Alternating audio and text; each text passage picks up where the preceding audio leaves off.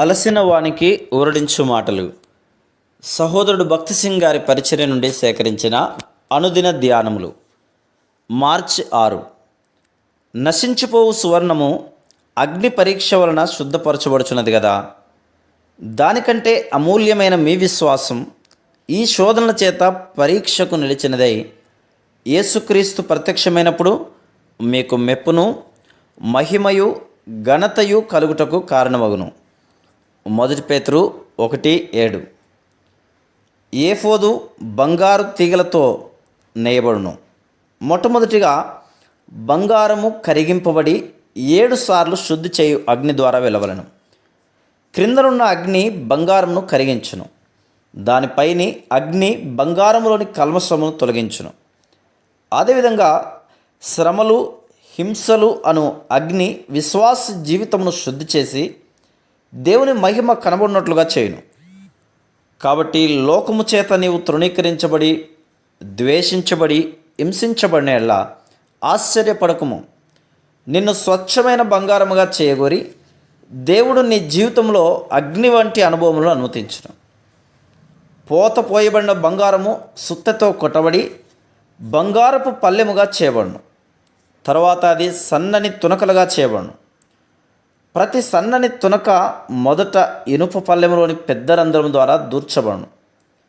తర్వాత దానికంటే చిన్నదైన రంధ్రం ద్వారా దూర్చబడును. ఈ విధంగా అది ఆ ఇనుప పల్లెములోని అన్ని రంధ్రముల ద్వారా దూర్చబడి చిట్ట చివరకు అతి చిన్న రంధ్రం ద్వారా దూర్చబడి బంగారు దారముగా బయటకు వచ్చును. ఆ దారమే ఏఫోదు నేయుటకు ఉపయోగపడును. మనము బంగారు కడ్డీతో నేయలేము కనుకనే అది అనేక విధములైన చర్యల ద్వారా వెళ్ళవలసి వచ్చును. ఆ బంగారము అగ్నిలో కరిగించబడవలను, సుత్తతో కొట్టబడవలను, ముక్కలుగా కోయబడవలను, అనేక రంధ్రముల ద్వారా దూర్చబడవలను. ఆ తర్వాతనే చిట్ట చివరకు అది సన్నని బంగారపు దారముగా అగును. దీనంతటి నుండి విశ్వాసముగా మనం నేర్చుకున్నదేమనగా, మనం శ్రమల ద్వారా వెళితేనే కానీ క్రీస్తు వలె కాజాలము. ఎవరికైతే కఠిన అనుభవములు కష్టములు ఉండవో వారు కఠినాత్ములుగా దయలేని వారుగా నుందురు. వారు సాత్వికులుగా దీనులుగా దయగలవారిగా ఉండరు. కనుకనే వారు యేసుక్రీస్తు ప్రభు యొక్క సుగుణములను కనపరచలేరు. వారు కష్టముల ద్వారా వెళ్ళిన తర్వాత సాత్వికులుగా దీనులుగా నవ్వురు. బహుశా నీవు గమనించి ఉండవచ్చును, ఏ వ్యక్తికైతే అధికమైన శ్రమానుభవం ద్వారా వెళ్ళునో అతడు దూషించబడినను ఏమాత్రమును కోపమును కనపరచడు.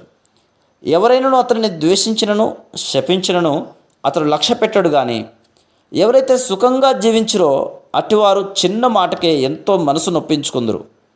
క్రీస్తు వలె మనం కూడా దయ సాత్వికము జాలిగల వారంగా అవుటకే దేవుడు మనల్ని కష్టము పరీక్ష అను శుద్ధి చేయు అగ్ని ద్వారా తీసుకొని వెళ్ళును. Praise the lord.